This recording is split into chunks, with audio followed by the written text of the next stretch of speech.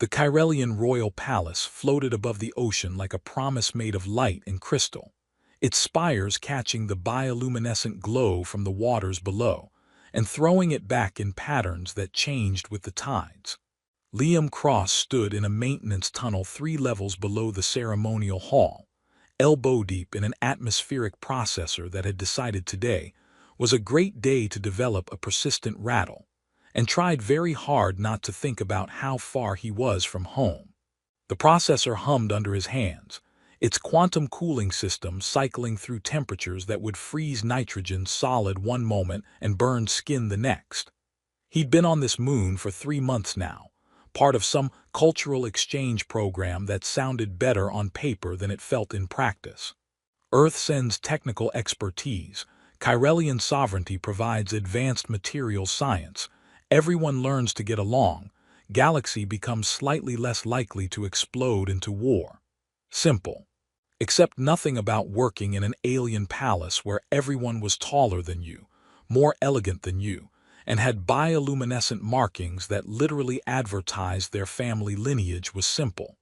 His comm unit chirped. Cross status report. That was Administrator Yenna, his liaison, a Kyrelian who spoke perfect English and treated him with the kind of distant politeness usually reserved for furniture that might be useful later. Processor 3 is having identity issues, Liam said, not looking up from his work. Thinks it's a heater. I'm gently reminding it about its true purpose. A pause. I don't understand. It's running hot. I'm fixing it. Give me 20 minutes. The Festival of Starlight begins in 18 minutes. Can you complete repairs in time? Liam glanced at the tangle of crystalline conduits and quantum regulators that made up Kyrelian technology. Beautiful, elegant, and absolutely nightmarish to repair because everything was interconnected in ways that violated several laws of physics he'd thought were pretty firm. Yeah, sure. 18 minutes. No problem. He had no idea if he could do it in 18 minutes, but saying otherwise felt like admitting defeat, and humans were stubborn about defeat. He pulled up his diagnostic overlay, started rerouting power feeds, and tried not to think about the fact that somewhere above him, actual royalty was gathering for a ceremony he'd been specifically told to stay away from. Not because humans weren't allowed. The cultural exchange thing meant he technically had access to public events, but because Administrator Yenna had made it very clear that a technician in work clothes covered in coolant grease was not the diplomatic image Earth wanted to project. The processor settled into a proper rhythm, temperature stabilizing, the rattle fading to acceptable levels. Liam ran a final diagnostic, got green lights across the board, and allowed himself a moment of satisfaction. 3 months of working with technology that seemed designed by someone who'd read about physics in a dream and decided to implement the dream version, and he was finally getting good at it. He climbed out of the access tunnel and into the technician's gallery, a narrow balcony that overlooked the ceremonial hall from a discreet distance. The gallery was meant for monitoring environmental systems during events, making sure atmospheric composition stayed optimal for the various species that might attend. Liam wasn't supposed to watch the ceremony itself, but the processors were up here, and if he happened to glance down while checking readouts, well, that was just thorough monitoring. The hall below was magnificent in a way that made Earth's grandest buildings look like practice sketches. Crystalline walls rose in impossible curves, held up by some combination of anti-gravity and architectural confidence. Bioluminescent vines crawled across the ceiling, their light pulsing in rhythm with music that seemed to come from everywhere and nowhere. Nobles filled the space in formal robes that shifted color as they moved, their long ears adorned with jewelry that caught light and turned it into small private rainbows. And at the center, on a raised platform surrounded by ceremonial braziers, stood Princess Ashuravel. Liam had seen her before, of course. You couldn't work in the palace for 3 months without occasionally crossing paths with royalty. But he'd always seen her at a distance, surrounded by attendants, moving through corridors with the kind of purpose that suggested she had important places to be, and you were not one of them. Up close, or as close as the gallery allowed, she was different. Taller than him, probably, with those distinctive swept-back ears that marked Kyrelian nobility. Her skin held a faint silvery undertone that intensified around the bioluminescent markings tracing her lineage down her arms and neck. The markings glowed steady and silver, which his cultural briefing material said indicated calm confidence, though how anyone could be calm with 1,000 people staring at them was beyond him. The ceremony began with speeches he couldn't quite follow. His translator earpiece did its best, but High Kyrelian had about 15 tenses and half of them depended on social context that the software just couldn't parse. Something about starlight and unity and the ancient bonds between sea and sky. Beautiful words that probably meant something important if you'd grown up here. The atmospheric readings on his datapad flickered. Liam frowned, pulled up a more detailed scan. Oxygen levels were creeping up in the eastern section of the hall near the ceremonial braziers. Not dangerous yet, but trending wrong. He started a compensation cycle, adjusting mixture ratios, watching the numbers stabilize. Except they didn't stabilize. They kept climbing. Liam's frown deepened. He ran a diagnostic on the environmental grid, looking for a malfunction, a stuck valve, anything that would explain why that section was suddenly becoming oxygen-rich enough to turn a candle flame into something much more exciting. The diagnostic came back clean. Everything was working perfectly. The system was just receiving bad instructions from somewhere, being told to pump more oxygen into a space that was already saturated. He was still trying to trace the command source when the first brazier exploded. The blast wasn't huge, not like a bomb or a reactor breach, but in a room full of dignitaries and oxygen-rich atmosphere, it didn't need to be huge. The ceremonial fire erupted outward, caught the enhanced oxygen, and suddenly the entire eastern colonnade was burning with an intensity that turned crystal walls into heat conductors. People screamed. Guards moved, but slowly, trying to organize an evacuation while the fire spread faster than anyone had anticipated. Liam saw the archway collapse in the horrible slow-motion clarity that comes with adrenaline. Saw it fall toward the princess, saw her try to move, saw the crystal and metal pin her leg and torso, saw the flames rushing toward her like a living thing. Guards were shouting, coordinating, calling for specialized fire suppression equipment. Following protocol, doing everything right according to training and procedure, and the princess was screaming. Liam didn't decide to move. Decision implied thought, consideration, weighing of options. He just moved.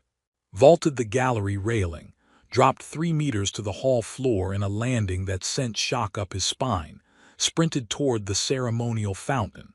His hands found a decorative tarp, some fancy cloth meant to cover equipment during ceremonies.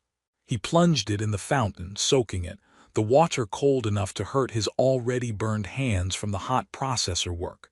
Someone shouted at him in Kyrelian. He ignored them. Wrapped the wet tarp around himself like the world's worst superhero cape and ran straight into the fire. The heat hit like a physical wall. His exposed skin screamed protest, the tarp already starting to steam, smoke filling his lungs with every breath.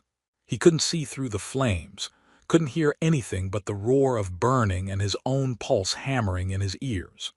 He followed memory, spatial awareness, the blueprint of the hall he'd studied while learning the environmental systems. The princess was exactly where he'd seen her fall.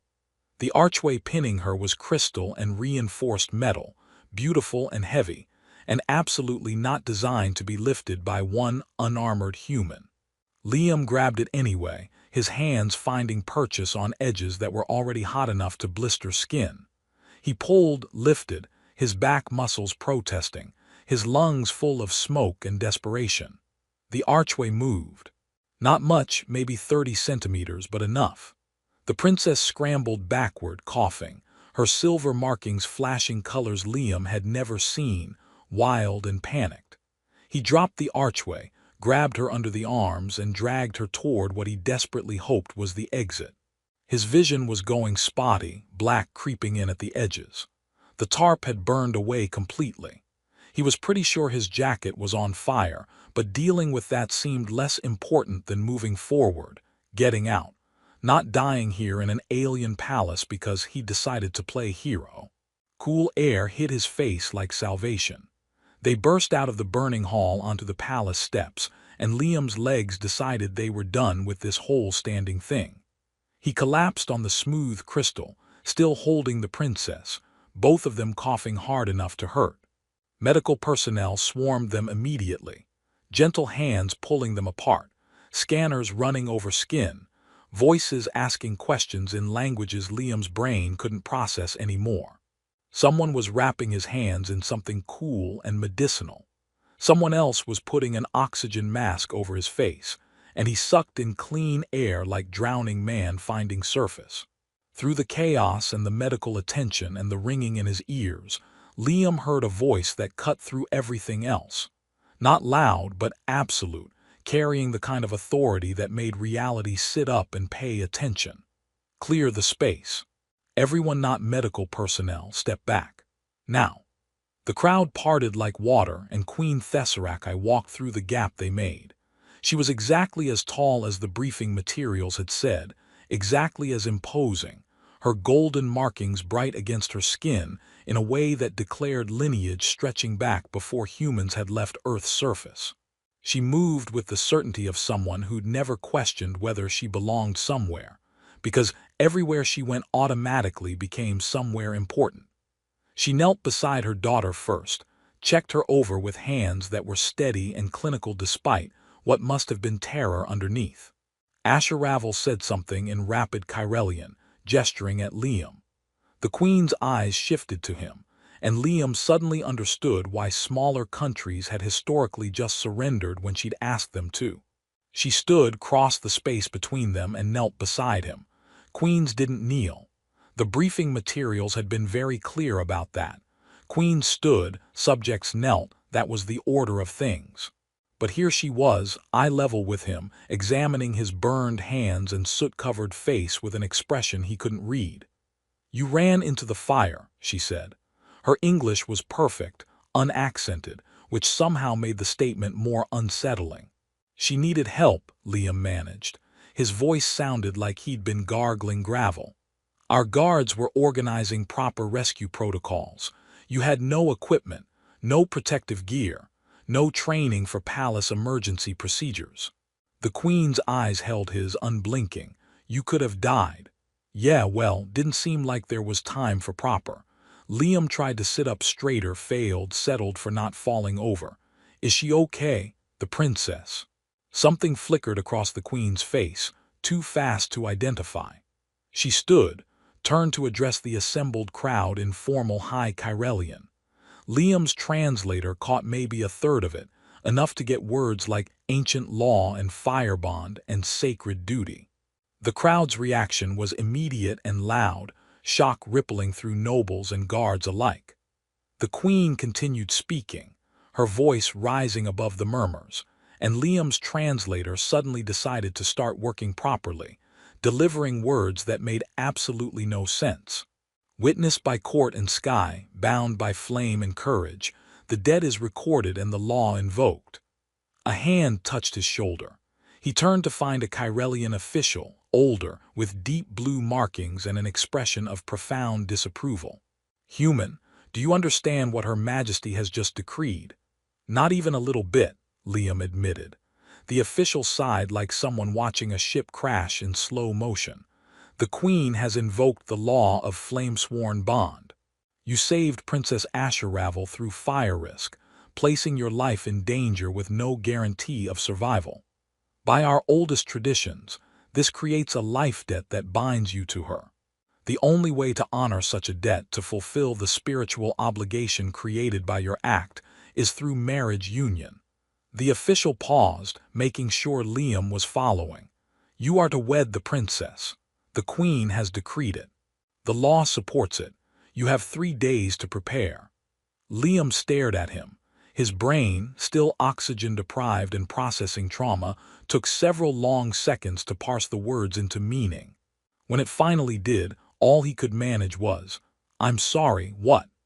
Across the courtyard, being tended by physicians, Princess Ashuravel was having what appeared to be a very similar reaction, her silver markings cycling through colors rapidly enough to suggest a system error. She caught his eye, her expression somewhere between mortified and terrified, and Liam realized that running into a burning building had been, somehow, the least complicated thing he was going to do today. Liam woke in a bed that was approximately the size of his entire quarters back in the technician wing, surrounded by walls that shifted color based on ambient light and mood, which meant they'd been cycling through anxious purples all night. His hands were wrapped in regenerative bandages that hummed softly, knitting tissue back together with technology that made Earth's best burn treatments look like wishful thinking. His lungs still ached, but breathing no longer felt like inhaling broken glass, which he decided to count as progress. The events of the previous night replayed in his head with the clarity of a recurring nightmare. Fire, screaming, the weight of the archway, the Queen's declaration, marriage. He sat up slowly, half expecting to discover this was some kind of oxygen deprivation hallucination, but the palatial guest room remained stubbornly real. His datapad sat on the nightstand, displaying a schedule that made his stomach drop. 900, medical evaluation. 1000, etiquette briefing with cultural advisor Velmoth. 1200, traditional costume fitting.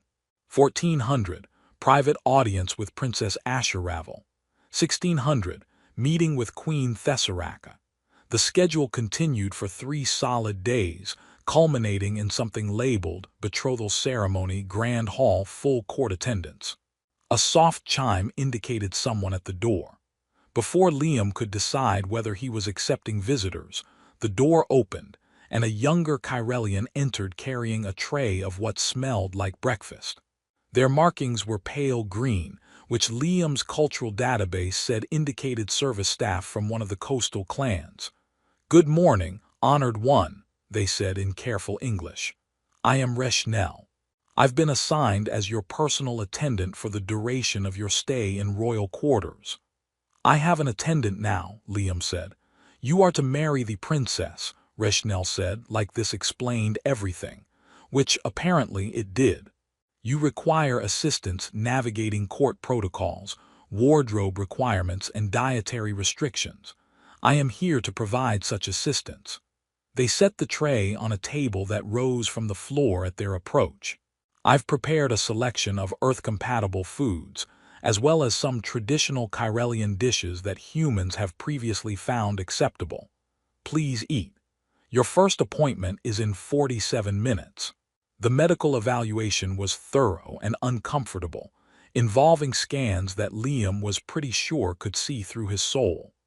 The physician, an elderly Kyrellian with white markings that indicated a lifetime in service to the crown, examined his healing hands and lungs with clinical efficiency.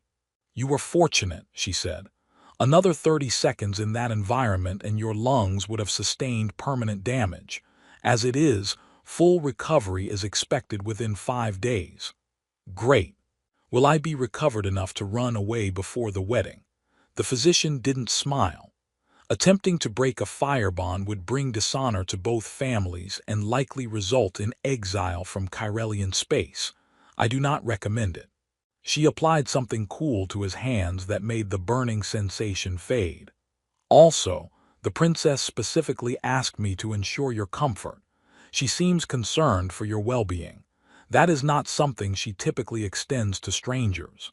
Liam didn't know what to do with that information, so he filed it away next to all the other things he didn't know what to do with. The etiquette briefing was conducted in a small conference room by cultural advisor Velmoth, who looked like someone had taken the concept of stern disapproval and built a person around it. His dark purple markings suggested noble lineage, and his expression suggested he'd rather be anywhere else. "Let us establish the fundamental situation," Velmoth began, pulling up a holographic display. The law of flame-sworn bond is one of our oldest traditions, predating our unification as a spacefaring species. It recognizes that certain acts of courage create spiritual connections that transcend normal social boundaries. He highlighted a section of text that Liam's translator rendered as something about fire and honor and debts beyond payment. In our history, this law has been invoked perhaps 24 times, always in circumstances where someone risked certain death to save another from flames. The bond created is considered unbreakable, sacred. To refuse it brings shame not just to the individual, but to their entire family line. Velmoth looked at Liam directly. "You understand, of course, that you cannot refuse." "I'm getting that impression," Liam said. "What happens if I do anyway?" "Exile from all Kyrelian territories. Potential diplomatic incident between Earth and the sovereignty. Permanent disgrace to Princess Ashuravel, who would be seen as unable to inspire loyalty even in one who saved her life." Velmoth's expression didn't change. Her Majesty would also likely be quite displeased. Queens have long memories and extensive reach. So, full pressure, no escape, marry the princess or destroy everything. Got it. Liam rubbed his face, forgetting his hands were still tender, wincing at the contact. What about what she wants?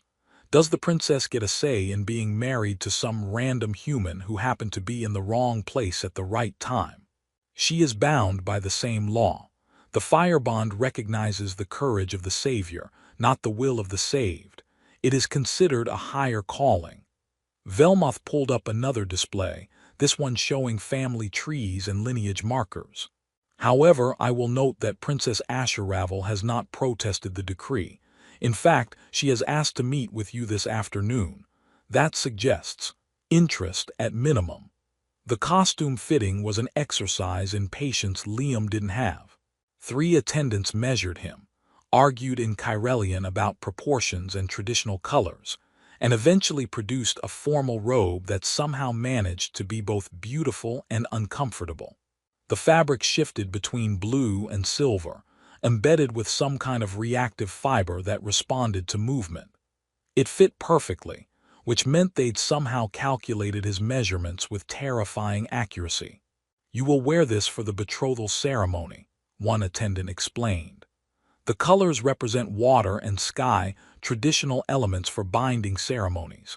The silver threading indicates your connection to the princess's lineage." "I feel like I'm playing dress-up," Liam said. "You are entering one of the oldest royal families in Kyrelian history. Yes, you are playing dress-up. Try not to trip on the hem." The private garden where he was supposed to meet Princess Ashuravel was situated on an antigrav platform that floated several hundred meters above the palace proper.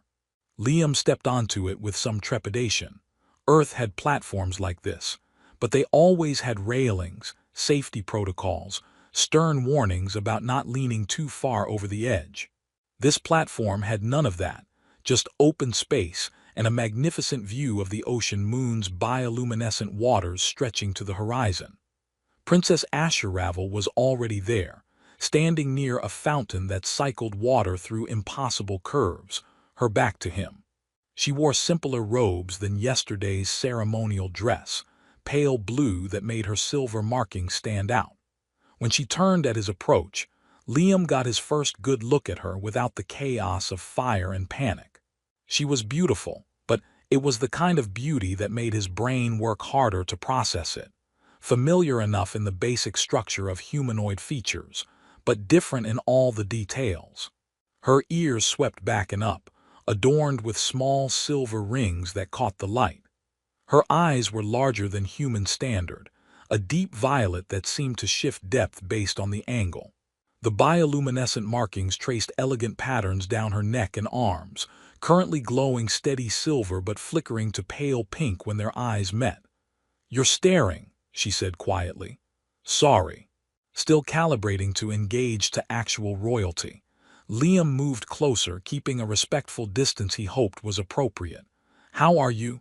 The fire, your leg, are you okay?" "I'm recovered." Kyrelian healing technology is quite advanced, and I sustained relatively minor injuries thanks to your intervention.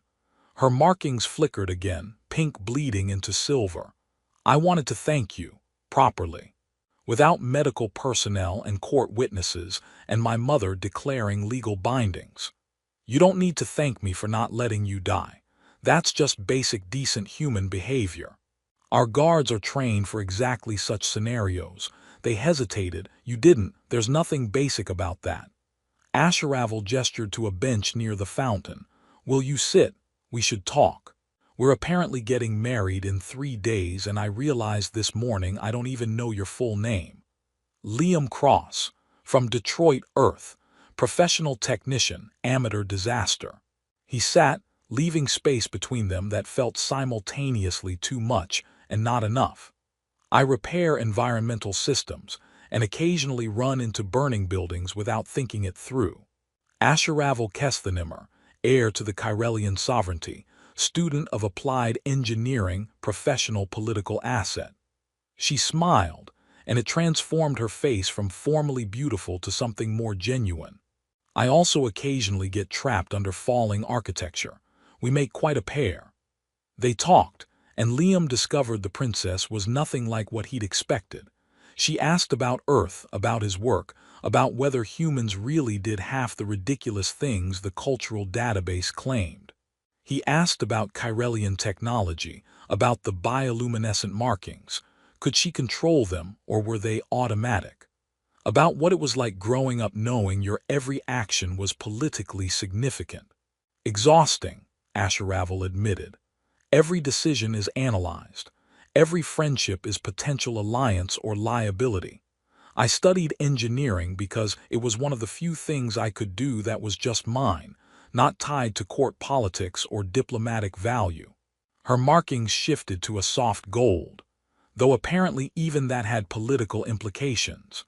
The princess sullying herself with technical work, some nobles said, as if understanding how things work was beneath royal dignity. That's incredibly stupid, Liam said. Yes, but it's traditional stupidity which makes it acceptable. She looked at him curiously. You really didn't know about the firebond law before you ran into the flames.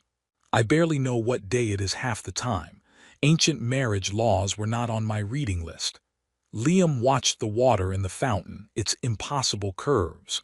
Would you have preferred I let the guards handle it? Let them follow protocol while you waited under burning debris? No, I prefer being alive, even if it comes with complicated consequences. Asharavel was quiet for a moment. Can I ask you something? And I want an honest answer, not a diplomatic one. I don't think I'm capable of diplomatic answers, so sure. Are you angry about the marriage decree, being forced into this by ancient law and my mother's declaration? Liam considered the question, really thought about it instead of deflecting with humor. I'm scared, he said finally. This is so far outside anything I ever imagined happening that I don't even have a framework for processing it. Angry, I don't know. Ask me again when my brain catches up to reality. He looked at her directly. What about you? What do you want? The question seemed to startle her. Her markings flashed through several colors before settling on uncertain purple. I want to honor my mother's decree, to fulfill my duty to my people, and uphold the traditions that have sustained us for millennia. That's what you're supposed to want, Liam said gently. That's the answer you've been trained to give. I'm asking what you actually want deep down where the politics can't reach. Asharavel stared at him for a long moment, her markings cycling through colors that suggested internal conflict. When she finally spoke, her voice was soft. I want to not have died in that fire. That part's working out excellently.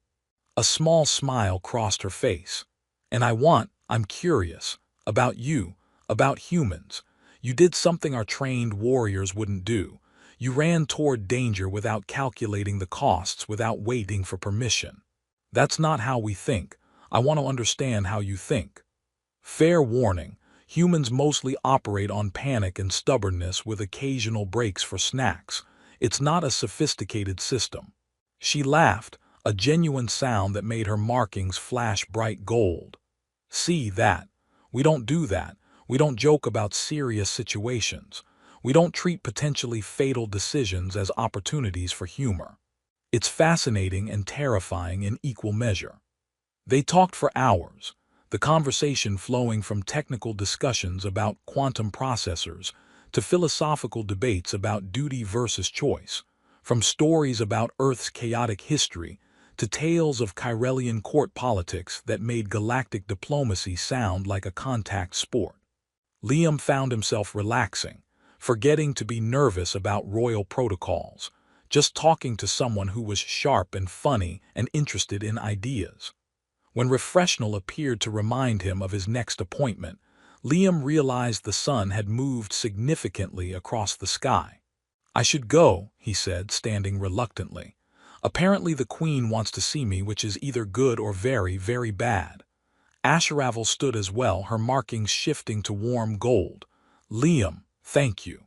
For the fire, yes, but also for this. For talking to me like I'm a person instead of a political position. You are a person. Being royalty is just your very complicated day job." He hesitated, then added, "For what it's worth, if I have to be trapped in an arranged marriage by ancient alien law, I'm glad it's with someone who understands quantum field theory and doesn't mind my terrible jokes." Her markings flashed brilliant gold, and her smile could have powered the palace lights. "That might be the nicest thing anyone said to me in years. The bar is apparently very low, but I'll take it." Walking back through the palace corridors, Liam realized something had shifted. The marriage was still mandatory, still terrifying, still completely outside his control. But meeting Ashravel, actually talking to her, discovering she was brilliant and trapped and surprisingly funny, that changed the equation. He wasn't just being forced to marry a stranger. He was being given a chance to know someone extraordinary. Whether that made the situation better or worse, he honestly couldn't say. But it made it real in a way that hadn't been before. And somehow, that felt like progress. The Queen's private study was nothing like Liam expected. He'd imagined something grand and imposing. All formal seating and intimidating decor, designed to remind visitors of exactly how small and insignificant they were. Instead, he found himself in a room that was almost cozy. If a space the size of a small house filled with alien artifacts and enough computing power to run a city could be cozy. Star charts covered one wall, constantly updating with ship movements and territorial boundaries. The other walls held weapons, some clearly ceremonial, others that looked like they'd seen actual use. Queen Tesseract, I sat at a desk made from some dark wood equivalent, surrounded by datapads and what appeared to be handwritten notes on actual physical paper. She looked up when he entered, gestured to a chair across from her. "Sit, please." She poured something from a crystalline decanter into two small glasses, the liquid inside shifting between blue and green like captured ocean. "I imagine you have questions." Liam sat, accepted the glass she offered. The drink smelled like mint and electricity, sharp and clean. "A few thousand, yeah, but mostly I'm trying to figure out if you're about to have me quietly disappeared for being an inconvenient problem."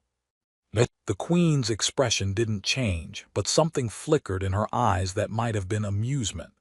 "If I wanted you disappeared, you would simply vanish. There would be no dramatic confrontation, no chance to question my motives. I am quite efficient when I choose to be." She sipped her own drink. "However, you saved my daughter's life. That makes you valuable, not inconvenient. The distinction is important." "Then why the firebond? Why force a marriage instead of just giving me a medal and sending me back to fixing air processors?" Liam took a drink, discovered it tasted exactly like it smelled, which was disorienting but not unpleasant. "You could have just said thank you." "I could have, but that would have been a waste of an opportunity." The Queen set down her glass, folded her hands in a way that suggested she'd given this considerable thought. "Let me tell you about my people, Liam Cross. We are old. Our civilization spans thousands of years. We have achieved technological marvels, created art that can make other species weep, built cities that float on impossible mathematics. We are very proud of what we've accomplished." She pulled up a holographic display showing Kyrelian military forces, ships, soldiers, defensive installations. "We are also dying. Not physically, not yet, but spiritually. Our warriors are skilled, trained to perfection, equipped with the best technology. But they have forgotten how to be brave. They calculate risks, follow protocols, wait for optimal conditions. When the fire started yesterday, they did everything correctly according to procedure. And my daughter would have died waiting for correct procedure to save her." Liam was starting to see where this was going. "So I'm what? An object lesson. Proof that sometimes you need to ignore the rules. You are a catalyst. A demonstration that courage can be instinctive, that the right choice is sometimes the stupidest one, that saving lives matters more than following procedure." The Queen's golden markings brightened slightly. "Also, you made my daughter laugh in the garden today. I heard the recording. Security monitors everything, you understand. She hasn't laughed like that, genuinely and without political calculation, since she was a child. That alone is worth considerable diplomatic inconvenience." "You're monitoring our conversations," Liam said flatly. "I'm protecting my daughter and assessing the character of the man she's being bound to by ancient law. Yes, I'm monitoring everything." The Queen didn't look apologetic. "You are marrying into one of the oldest royal families in known space. Privacy is a luxury you no longer have. I suggest you make peace with that quickly." Liam wanted to be angry about the surveillance, but he was too tired and too overwhelmed to manage it. "What happens after the ceremony? Do I just become a royal decoration? Smile and wave and let you use me as proof that sometimes chaos is good? You become my daughter's husband, and, if you choose, her partner in reshaping what Kyrelian nobility means for the next generation." The Queen leaned forward, her intensity suddenly focused entirely on him. "Ashuravel is brilliant. She understands systems, engineering, how things work at fundamental levels. But she has been raised in a culture that teaches her to calculate every decision, to never act without consensus, to value tradition over innovation. You don't think like that. You see a problem and you solve it, consequences be damned. Together you could be formidable. Or we could be a disaster that destroys everything we touch." "That is also possible," the Queen agreed, "but it would be an interesting disaster. And I have found that interesting disasters often lead to unexpected improvements." She refilled both glasses. "I am not asking you to love her. Not yet. Love, if it comes, will come in its own time. I am asking you to try, to get to know her. To give this arrangement a genuine chance, instead of treating it as an obligation to be endured. And if I don't, if I just go through the motions, fulfill the legal requirements, and maintain polite distance." The Queen's expression hardened just slightly. "Then you will have saved my daughter's life but wasted her future, and I will be extremely disappointed. I do not recommend disappointing me, Liam Cross. I hold grudges across decades and have resources you cannot imagine." After the meeting with the Queen, Liam returned to his quarters to find Refreshnal waiting with more formal clothes and a detailed briefing about tomorrow's rehearsal ceremony. He listened with half his attention, the rest of his mind still processing the Queen's words. Catalyst, partner, interesting disaster. He pulled up his personal datapad, opened a message screen, stared at the blank space for several minutes before typing. "Hey Marcus, you're not going to believe what happened. I saved a princess from a fire and now I'm getting married to her because of ancient alien law. This is my life now. Send help, or whiskey, preferably both." His friend Marcus, back on Earth managing the technical exchange program, responded almost immediately. "What? Explain. Use complete sentences." Liam spent the next hour typing out the whole absurd situation, from the explosion to the firebond, to meeting Ashuravel in the garden. Marcus's responses alternated between disbelief, laughter, and genuine concern, which felt appropriate. "So you like her?" Marcus asked eventually. Liam considered that. "I don't know her well enough to know if I like her. but I like talking to her. She's smart and funny and trapped in this situation as much as I am. We're both trying to figure out what this means. That's more than a lot of arranged marriages start with, Marcus pointed out. Earth history is full of political marriages that began with the couple hating each other. At least you're starting with mutual confusion and decent conversation. That's a low bar. Welcome to royalty. All the bars are low because everyone's too busy bowing to notice. The rehearsal ceremony the next day was an exercise in controlled chaos. Liam learned where to stand, how to hold the ceremonial torch, which phrases to speak, and when to speak them. The cultural advisor correcting his pronunciation approximately 40 times per sentence, until the words sounded less like he was choking, and more like actual High Kyrelian. Asharavel was there, going through her own rehearsal, and they kept catching each other's eyes across the hall and sharing expressions of mutual. This is completely absurd, understanding that somehow made it bearable. During a break she approached him. Her markings were cycling through nervous purples. "My mother spoke with you yesterday, she told me." Before Liam could respond, she continued, "I want you to know, I asked her not to pressure you. This situation is already coercive enough without her adding threats." She didn't threaten, exactly. More like strongly implied that disappointing her would be unwise across multiple timescales. Liam smiled. But she also said some things that made sense, about courage and calculation and what our cultures value. Made me think. Thinking is dangerous. I've been doing far too much of it. Asharavel's markings shifted to soft gold. "I've been thinking that you're right. This started as obligation, as law forcing us together, but it doesn't have to stay that way. We could choose to make it something real, if we both want to try." "Do you want to try?" She was quiet for a moment, her markings flickering through several colors before settling on determined silver. "Yes. You're strange and reckless, and you treat ancient tradition like suggestions, which horrifies half the court and fascinates me. I want to know what happens if we actually try to make this work, even if we fail spectacularly. The Queen said we'd be an interesting disaster." My mother has always had a gift for understatement. Asharavel held out her hand, palm up, in what Liam's cultural database identified as a Kyrelian gesture of partnership. "Shall we try together?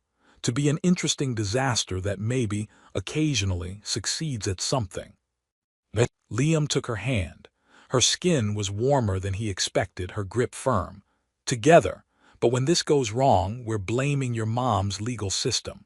"Agreed, though she'll probably find a way to use our failures as teaching moments for the whole sovereignty." "That's terrifying. Welcome to royalty. Everything's terrifying, but the food is excellent and the views are spectacular." The final day before the ceremony was a blur of final preparations. Diplomatic visitors arriving from across Kyrelian space, and media coverage that Liam tried very hard to ignore. Apparently, human Kyrelian royal wedding invoked by ancient firebond law was news across multiple star systems. His personal message inbox had exploded with interview requests, congratulations from strangers, and a deeply concerning number of marriage proposals from beings who apparently found the whole situation romantic. He spent the evening before the ceremony on one of the palace's observation decks, watching the bioluminescent ocean below paint patterns in the dark water.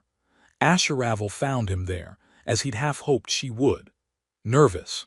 she asked, standing beside him at the railing. "Absolutely terrified, you." "Same, though I'm better at hiding it. Years of royal training." Her markings were steady silver, which he'd learned meant she was actively suppressing other emotions. "Liam, tomorrow, when we speak the binding words and light the ceremonial fire, I want you to know it's real for me, not just legal obligation. I'm choosing this, choosing to try with you." He looked at her, this alien princess who'd been a stranger 4 days ago and was now about to become his wife. "Real for me too. Terrifying and weird and completely outside anything I ever imagined, but real. We'll figure it out as we go." Very human approach, very reckless. She smiled. "I think I'm starting to understand why you ran into the fire. Sometimes you just have to move forward and trust you'll survive the burning." That's surprisingly poetic for someone who claims Kyrellians don't do metaphor. "I'm learning from the best, or the worst. The distinction is unclear." She took his hand, her fingers interlacing with his. "Thank you. For running into the fire, for not running away from this, for giving us a chance. Thank you for being worth running toward." They stood together in comfortable silence, watching the lights on the water, two people from different worlds about to be bound by ancient law and modern choice, hoping that somehow, impossibly, it would all work out. The morning of the betrothal ceremony arrived with the subtlety of a system-wide alert, which, given the media coverage, it essentially was. Liam woke early, his mind refusing to let him sleep past 500 despite having nowhere to be until the ceremony at noon. Refreshnal appeared with breakfast and the formal robes he'd wear, the blue and silver fabric somehow even more elaborate than the version he'd tried on before. "You look nervous, honored one," Refreshnal observed, laying out the ceremonial garments with practiced care. "I'm about to marry a princess I met 4 days ago in front of what I'm told will be several thousand witnesses, both physical and broadcast. Nervous is an understatement." Liam poked at his breakfast, some kind of grain porridge that actually tasted decent. "Is this normal? Do people usually handle this better?" "In the 16 years I have served the royal household, there have been 7 formal marriages. You are the first to admit being nervous. The others either hid it better or were truly confident in their arranged matches." Refreshnal adjusted the robes, checking alignment with obsessive precision. "For what it's worth, I have observed you with Princess Ashuravel over these past days. The way she looks at you is different from how she looks at others. More genuine, less calculated. That is rare for her."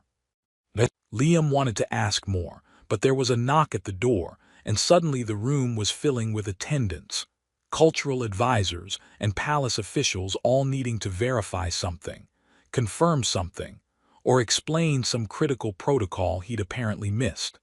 The next several hours blurred into a controlled chaos of preparation that felt more like preparing for battle than a wedding. The reconstructed Grand Hall was magnificent and terrifying in equal measure. The fire damage had been completely repaired, the crystalline walls now reinforced with some kind of adaptive shielding that would prevent a repeat of the explosion. Ceremonial braziers lined the main aisle, their flames controlled and contained, but still viscerally reminding Liam of running through the inferno. Thousands of seats were filled with nobles, diplomats, military officials, and representatives from dozens of species, all here to witness this unprecedented binding. Liam stood at the altar, trying not to visibly shake, wearing robes that felt too formal and too heavy. Beside him stood the officiating priest, an ancient Kyrellian whose white markings indicated a lifetime in spiritual service. Velmoth was nearby, ready to provide emergency protocol assistance if Liam forgot his lines, which seemed increasingly likely as his brain turned to static. The ceremonial music began, instruments that resonated at frequencies Liam could feel in his chest. The crowd rose as one, turning toward the main entrance, and Princess Ashuravel entered. She wore white and silver, robes that seemed to capture and redirect light with every movement, her bioluminescent markings glowing bright enough to be visible from across the massive hall. Her hair was arranged in some elaborate style that incorporated crystalline ornaments that chimed softly as she walked. She moved with perfect grace, every step timed to the music, her expression serene and regal. But when her eyes met his, her markings flashed gold for just a moment, visible to everyone, and Liam saw past the formal mask to the woman underneath. She was just as nervous as he was, just as terrified, just as committed to making this work. She reached the altar, took her place beside him. Up close, he could see her hands trembling slightly despite her controlled expression.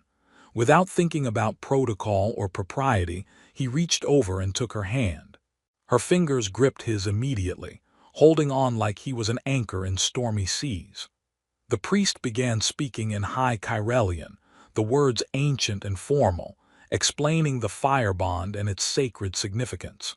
Liam's translator provided a running interpretation: courage witnessed, life debt acknowledged, spiritual connection recognized, binding declared.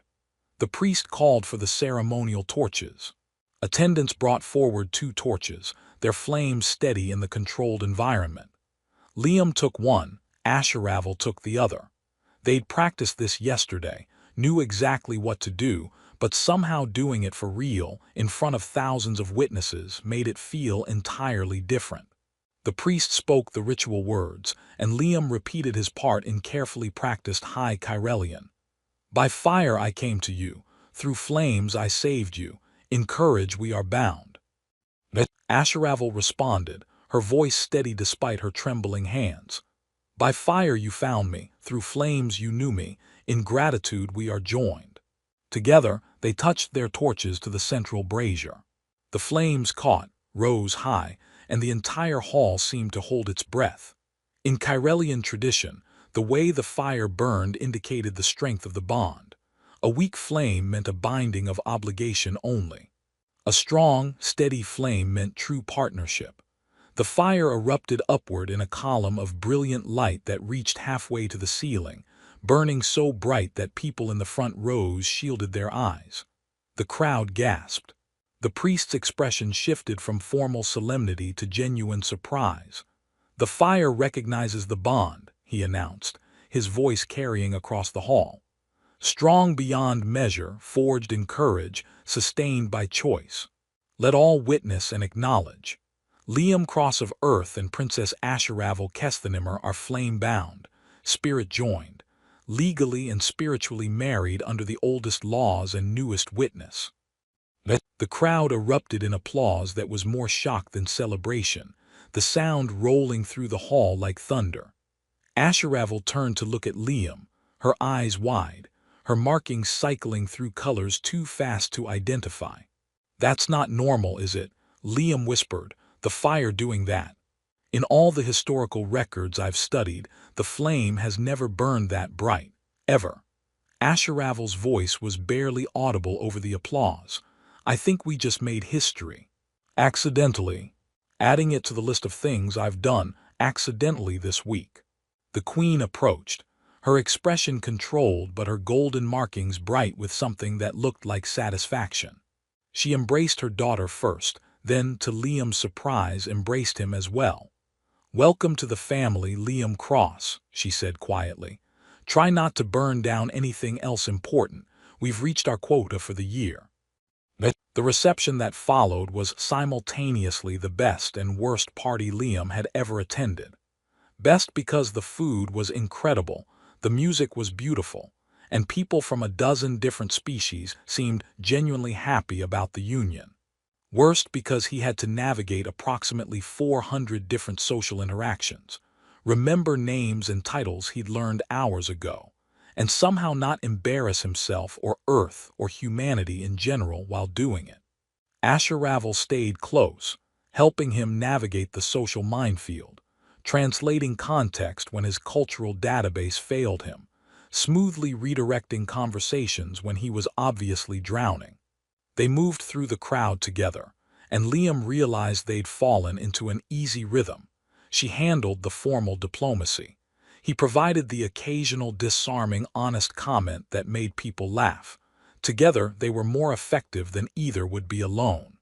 You're good at this, Asheravel murmured during a brief break between greetings. The political reception thing, I thought you'd hate it. Oh, I absolutely hate it, but you're here so it's tolerable. Liam accepted another glass of something sparkling from a passing server. Plus, I figure if I can run into a burning building, I can survive a few hours of small talk. That's a questionable comparison, but I appreciate the spirit. Her markings shifted to warm gold. Liam, they stood in comfortable silence for a while, watching the lights dance across the water. Finally, Asheravel spoke. I was terrified today, during the ceremony. Thought I'd forget my lines or do something wrong or the fire would barely light and everyone would know this was just obligation. And then the fire tried to reach orbit. Yes, that. She laughed softly. The priest told me afterward that in all his years of service, across hundreds of ceremonies, he's never seen the sacred flame burn that bright. It's considered a sign of profound connection, of bonds that transcend normal partnership. No pressure then. Immense pressure, but also hopeful, that maybe this could be something extraordinary instead of just obligatory. She turned to face him fully. Liam, I know we barely know each other. I know this started because of ancient law and desperate circumstances. But I want you to know, when I said the binding words today, I meant them. I'm choosing this, choosing us, whatever we become. Liam met her eyes, those impossible violet depths that had seemed so alien 4 days ago and now just seemed like hers. Me too. I went into that ceremony thinking it was something I had to endure. Came out of it thinking it might be the best accident I've ever had. That's possibly the least romantic declaration I've ever heard. I'm working with limited cultural context and about 4 days of knowing you. Give me time, I'll work up to properly romantic. He reached for her hand, the gesture becoming familiar. But for now, know that I'm here, really here. Not going anywhere. We'll figure this out together, make mistakes together, build something together, starting tomorrow. Why tomorrow? Because today was for everyone else. The court, the cameras, the diplomatic observers. Tomorrow we start figuring out what this marriage means for us, on our terms, without 1,000 witnesses. Liam pulled her closer, carefully, giving her time to pull away if she wanted. She didn't. Tomorrow we start being partners instead of performers. Asharavel leaned against him, her head resting on his shoulder in a gesture of trust that made his breath catch. I like that plan, partners, equals, figuring it out together. They stood together as the ocean moon's night cycle continued, two people from different worlds bound by fire and law and, increasingly, by choice. The future was uncertain, full of challenges they couldn't predict and mistakes they'd definitely make. But standing there, feeling Asharavel's warmth against him, watching the lights paint patterns in the dark, Liam thought maybe the Queen had been right. Maybe he was a catalyst. Maybe running into that fire had changed more than just one day. Maybe courage in chaos and choosing to try despite impossible odds could actually build something worth having. The palace lights glowed behind them, ancient tradition and modern possibility tangled together. And for the first time since the explosion that had changed everything, Liam felt something that wasn't fear or ¿De Abelino? Sí, si quieres iniciarlo ¿Sí? y ahorita te lo entrego, ¿no? Porque me van a traer otras llaves. Voy a mandar unas llaves, pero me Ah, faltó ok. otro juego, por si quieres iniciarlo. Ya vienen de aquí atrás. ¿Se tardan mucho? No, como unos 5 minutos a lo menos. Déjale marco. Chale. Se, se pasan de...